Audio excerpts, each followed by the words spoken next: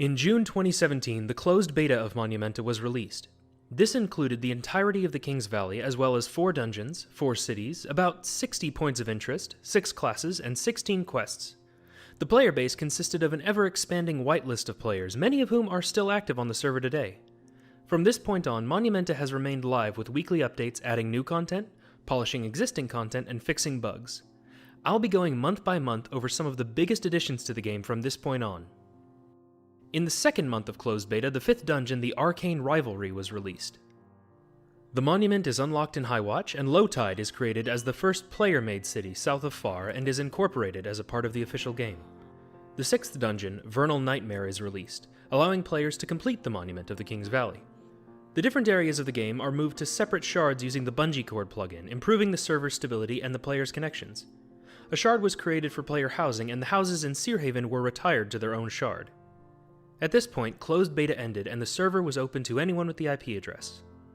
The Arena of Tirth opens in Seerhaven as a test of pure combat skill, and the Ephemeral Corridors are added as a special randomized dungeon with roguelike elements and some of the rarest equipment in the King's Valley.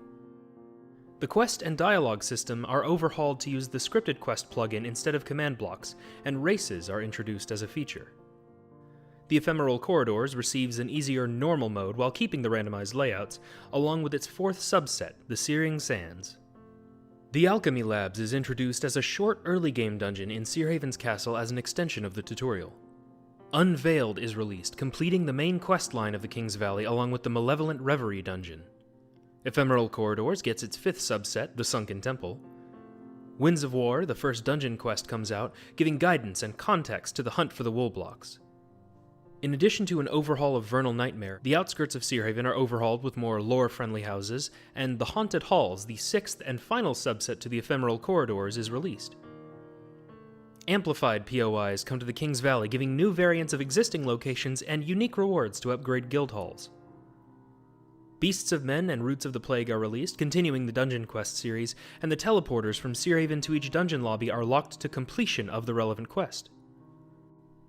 Ta Eldim, a hidden Talaxan city, is unlocked with a few relevant quests, and A Crew to Remember, the quest granting access to the 2nd region of the game, is implemented.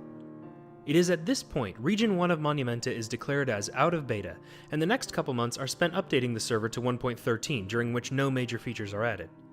Monumenta finishes its upgrade to 1.13.2, and Azakor's Grove, the first major expansion to the King's Valley, is released. This includes 10 new POIs, a quest connecting it to the main region, and a boss at the conclusion of it. Scars of Magic is released, continuing the dungeon storyline. The Winter Arena is released, as a permanent minigame with a set of unique rewards. Soul of the Forest is released, concluding the dungeon storyline of the King's Valley. The tutorial and early game are revamped to be more accessible to new players, and Region 2, which had been worked on for a long time, officially takes priority for development. The old labs in the basement of Seerhaven Castle are made into a full-fledged 9th dungeon, and the Talaxan-themed Forsworn Sanctum is released as the 10th and final dungeon of the King's Valley. Call, the Soul of the Jungle, is unveiled as the first world boss of Monumenta and the hardest challenge in the whole King's Valley. In May 2019, almost 2 years after the King's Valley came out, the Selsea Isles, Monumenta's 2nd region, is released in closed beta, adding 4 more dungeons, over 100 POIs, 13 quests, and 14 advanced specializations to the player classes. The King's Valley also receives a massive pass of bug fixes and general polish at this time. Palace of Mirrors, the Selsea Isles' 5th dungeon and Monumenta's 15th overall, is released, and the website gets a major feature upgrade. The plot world receives a major expansion, and guild plots are moved from the overworld to live alongside the individual players' plots. As part of the Halloween event this year, the Headless Horseman is added as a permanent addition to the Selsea Isles as its first major boss. The City of Shifting Waters is unveiled as the Isle's first bonus dungeon, using a new system to create a different dungeon layout every playthrough. That covers the major stages of Monumenta's development up to the creation of this video. It should be said that for every major feature like a new dungeon, there were dozens of smaller additions and hundreds of bug fixes and balance changes. The development team has changed immensely since this project began 3.5 years ago, with many coming and going, but each and every person involved in creating Monumenta deserves credit for their part in making it happen, big or small. We would also like to dearly thank all the patrons who have supported the server financially. You have made this possible. Here's to several more years of Monumenta with you all. Thank you for watching.